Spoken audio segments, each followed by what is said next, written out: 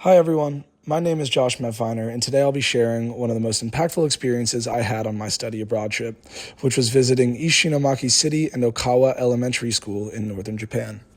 This area was one of the regions most directly affected by the 2011 Tohoku earthquake and tsunami, which was the largest earthquake ever recorded in Japan.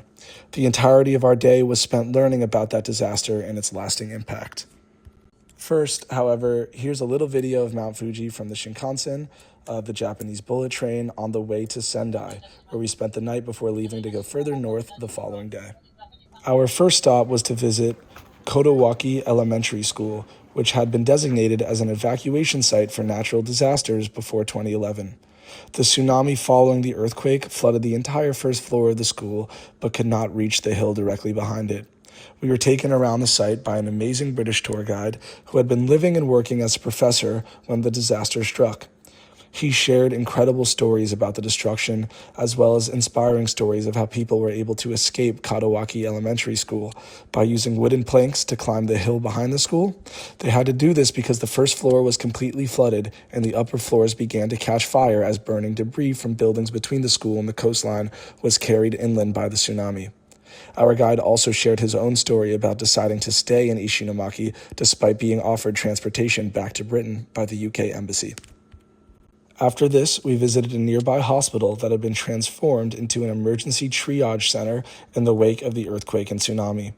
We heard from incredible speakers who described their experiences working as healthcare providers during the disaster, and we saw demonstrations of the temporary beds, bathrooms, and other facilities that were used in the emergency living quarters after the city experienced such widespread destruction. Finally, we visited Okawa Elementary School, the site of what is considered one of the greatest tragedies of the 2011 disaster. At Okawa, those in charge made the wrong evacuation decision during the Tohoku earthquake and directed students toward the nearby river instead of higher ground.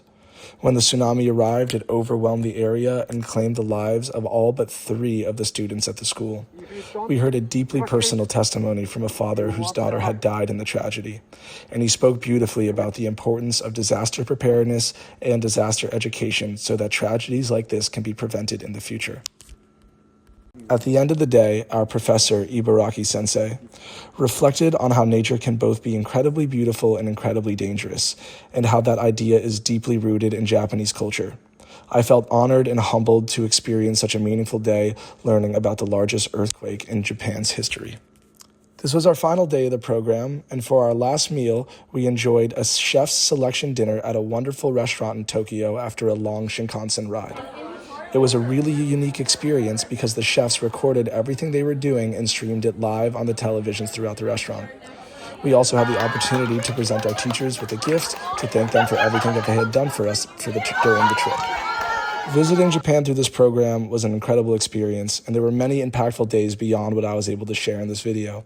I had a great time with all the people I met, learned so much about Japanese culture and public health, and created memories that I'll never forget.